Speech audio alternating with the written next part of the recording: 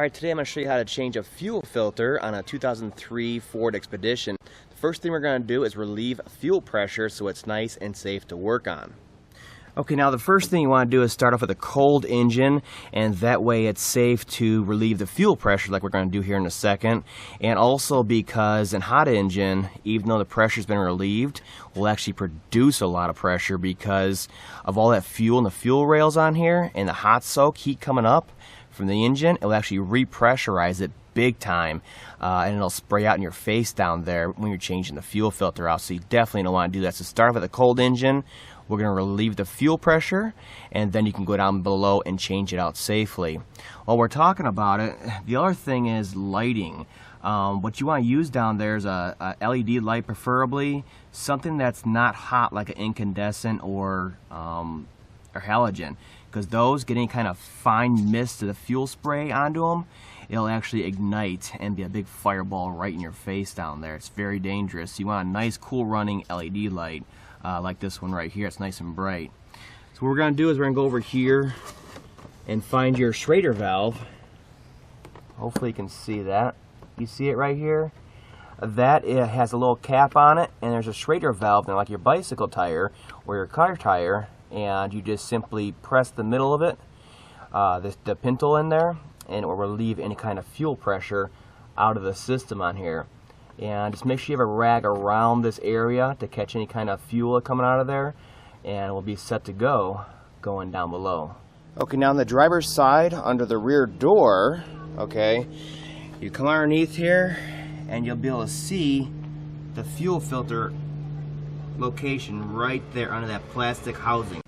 Okay, so this cover right here just protects it from road debris and kind of holds the filter in place. There's no worm drive clamp or anything holding this in place, and there's no quick connects that require a special tool either on this vehicle, so it's very, very easy to do. There's no reason you should have to take it somewhere. Just follow these precautions and we can change this out in just a couple minutes. So at this point, we're going to go ahead and we're going to yank the cover this way. It clips in right here and here to the fuel tank, and up top here, it just hooks into it. So it's very easy to get it off of there. Just kind of yank on it like so. And you see that's all loose already. Pick up on it, wiggle, and it comes off. And there it is. It's right there. It has these blue quick releases on it, but there's two of them. So you gotta go on both sides and squeeze, push in, and then pull. And then we'll release them off of there. Do that for each one of these. It does not matter which one you start with. I generally go after the single first.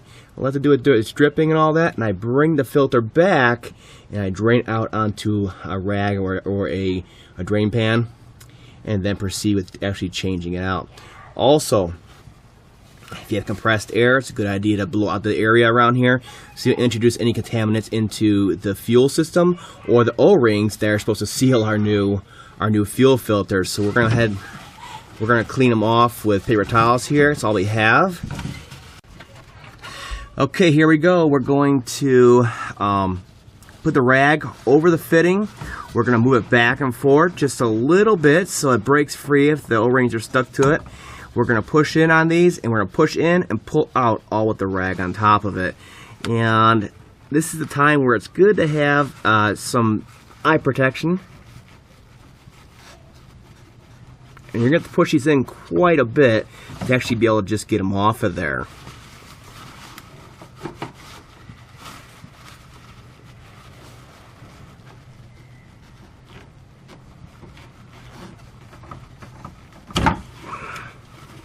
Like so, and you can see it just dripping out of there.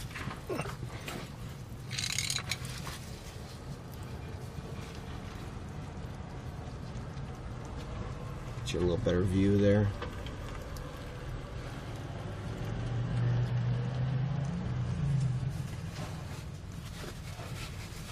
And instead of fighting all this later, it's just better off to, fighting all this fuel flow later. This is what I do. I tilt it back, let that filter drain out.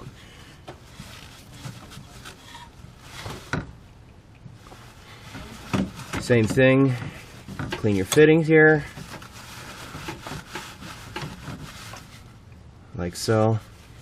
And just repeat for the other two here.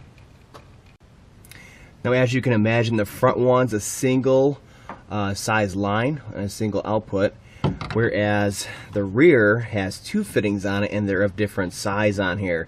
And the reason why they have the two outputs like this, well, these are actually inputs to the filter, is because the tank fuel pump unit has mechanical returnless fuel system built right into it. So the pressure regulator is basically built into the fuel pump unit. So as the pressure builds and comes through, whatever is too high of pressure can have an escape route back up and out through the fuel pressure regulator in the tank unit. So that's what Ford seems to be going to nowadays. It's a mechanical system. It's a little more reliable and less electronics up top on the engine. Okay, our system is nice and clean at this point. Drained out. Let's go ahead and finish taking it off of here. Let's depressurize. We're good. There we go. Okay.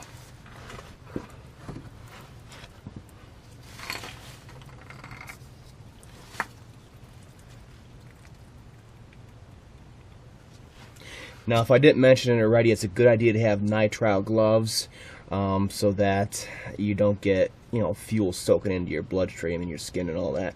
Not to mention, forget the bloodstream, it dries up your skin big time, and you can start having cracks on your skin and bleeding and everything else. Bad stuff, gasoline. Okay, so now that we're fully drained out, let's do a quick clean of the fittings. Okay. Then we're going to do a visual inspection of our new filter, make sure nothing's dented on it, and especially these lines coming out of it are not tweaked, or the braze on them is, make sure it's done well. You can just tell by looking at it if there's any kind of issues with it before you put it on there. After that, it's literally the, reversal of removal. It goes in just like this, the longer one at the bottom for the smaller size line. And we'll get these two on. Just make sure you center them in there and wiggle until they click like that individually. And same thing with that one. And we know both of those are good now. Same thing over here. Go ahead, we'll center it, make sure it's in there so you don't damage the O-ring until it clicks. Now, the fuel on here is going to dry up, and you don't have to necessarily clean it. It's a good idea to clean it though, because if we know it's dry before we go prime the system, and then there's a leak afterwards, we know for sure instead of guessing if there's a leak. So I clean it off. I usually use compressed air and everything just to make sure it's nice and clean and perfectly dry, and we're not going to have no false IDs of the fuel leaks. After I put all the lines back on, I go over one more time, give them another squeeze, push them in to make sure that they fully clicked in, both sides on there. After that, this thing just goes up in here like this, and that cover goes on top, hooks in, and then snaps in down below. And that's all there's to changing a fuel filter on an Expedition. It's very easy. You can see we're down here, nothing's jacked up, it's right here in our face. Very easy. Okay, everything's back together, everything's clean and dry. What we're going to do at this point is we're going to go up into the cab, we're going to turn the key to the on position, do not start the vehicle. We're going to cycle it back to off and then back to on maybe 3 times so we fully pressurize the system and we can make sure there's no leaks before putting that cover back onto here.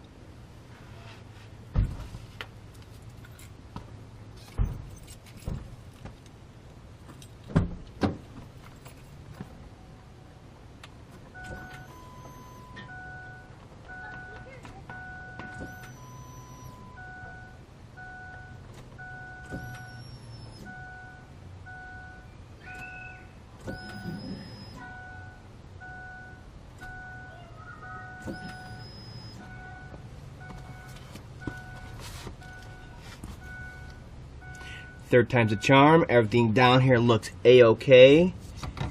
Nothing coming out. And these O-rings inside here are very robust. I've never had a fuel filter change out cause a fuel leak afterwards, as long as you made sure the lines were fully clipped in before pressurizing the system on there. So we look good. At this point, you can put you back up into there and hook that cover back on there and start the vehicle. All right, let's get it pushed up in there. We're gonna hook this thing on up top.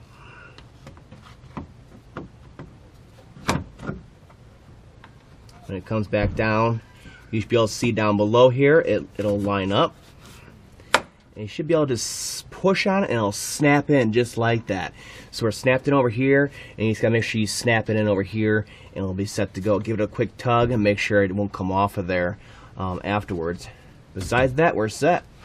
Okay, not so bad. As you just saw, it's one of the easiest fuel filters you'll ever change out on a Ford vehicle. Just remember to depressurize the fuel system up top there on the fuel rail like I showed you, and to work on a cold engine, especially on this vehicle because the fuel pressure regulator is in the tank on there.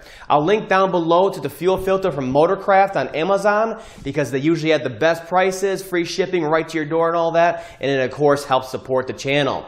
Okay, that's about it. Look out for more maintenance videos like this, repair videos, diagnostics, and even tool reviews here in 2016 on the channel.